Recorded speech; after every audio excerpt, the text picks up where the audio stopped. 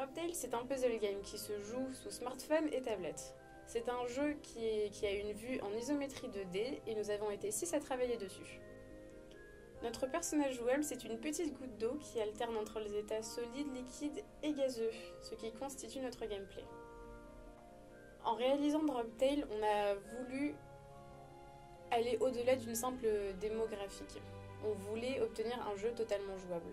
On voulait avoir quelque chose de fun, d'interactif et de facile à prendre en main, et c'est pour cela qu'on s'est orienté vers le mobile. Le fait de vouloir produire un jeu sous mobile, ça nous a apporté pas mal de problématiques supplémentaires, notamment au niveau de la compatibilité des supports. On se retrouve avec une variation de taille d'écran, de résolution, on doit optimiser le jeu pour qu'il puisse fonctionner sur un petit écran comme sur un grand, tout en restant joli. Au niveau du scénario, il était difficile d'imaginer et de définir une histoire autour d'une goutte d'eau créée par un alchimiste ayant la capacité de se transformer. C'est à ce moment-là que du coup nous est venue l'idée de la fleur. Trouver un but à la goutte nous a permis de justifier notre gameplay. Le joueur doit donc avancer pour retrouver l'alchimiste. Les cinématiques nous ont aussi permis de poser un univers à échelle humaine pour donner des repères aux joueurs dans une réalité potentielle. Droptail étant un puzzle game, il nous semblait essentiel d'avoir des mécaniques simples et rapides à assimiler pour le joueur. À partir de cela, les GPE se sont petit à petit installés dans le level design et c'est grâce à ces éléments que le gameplay a pu gagner en complexité.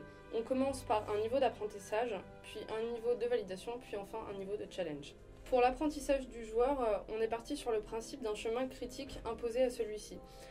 C'est-à-dire que ce chemin critique va permettre de mettre en avant les fonctionnalités des différents GPE. Quant au challenge, il présente souvent la réutilisation d'un GPE déjà introduit auparavant.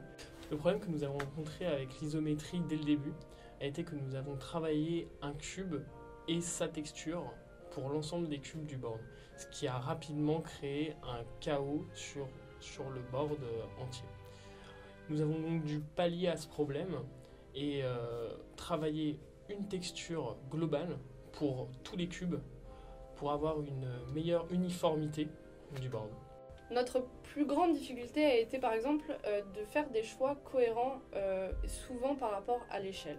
Il fallait aussi mettre assez les GPE en valeur pour susciter la curiosité du joueur. Pour rester raccord avec le level design, il fallait évidemment mettre en avant ces GPE, par exemple les feuilles ou les rivières, et pour cela, l'utilisation de FX ou de shader était essentielle. Par définition, un puzzle game, c'est quelque chose de très lent, où on est souvent dans l'immobilité, et il fallait rendre ça attrayant même pour les étrangers au genre. Notre goutte d'eau, elle n'a pas de visage, elle n'a pas de membres, donc pour la rendre expressive et attachante, il fallait jouer justement sur l'élasticité du liquide pour lui donner, on va dire, un caractère propre. L'animation de la goutte est très dynamique et fluide. Le problème du glaçon est de ne pas le rendre statique malgré sa rigidité. On a donc eu l'idée de le faire se déplacer comme un dé. Pour être gentil et mi-bloquant le scarabée, il fallait trouver un moyen de le faire bouger au même rythme que le glaçon, tout en montrant son caractère quelque peu nerveux. Quand le scarabée bousiller, il se déplace avec une boule. On doit donc dans son animation pouvoir anticiper son déplacement pour ne pas se retrouver sur la même case que lui.